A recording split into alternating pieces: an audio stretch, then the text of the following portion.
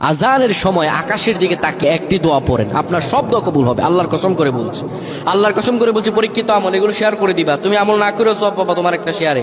এটি যদি শুনে অন্য কেউ আমল করে তুমি আর সওয়াব পেয়ে যাবা। আজানের সময় যখন আজান হয় তখন আমরা কথাবার্তা বলি, এগুলো অনুচিত। আপনি আজানের সময় আকাশের দিকে তাকিয়ে একটি দোয়া পড়বেন। এই দোয়াটি আমরা অনেকেই পারি। এখন বলবেন হুজুর কমন পড়ে গেছে দোয়া। আমরা অনেকেই আল্লাহ তাআলার কাছে এটা ওটা চাই, কিন্তু সঠিকভাবে চাইতে জানি না। সঠিকভাবে কোনো ব্যক্তি যদি চায় আমার আল্লাহ তাকে দয়া করবেন। আল্লাহ বলেন, বান্দা উদউনি আস্তাজিব লাকুম, আমার কাছে চাও আমি আল্লাহ সব দিয়ে দিব। সুবহানাল্লাহ।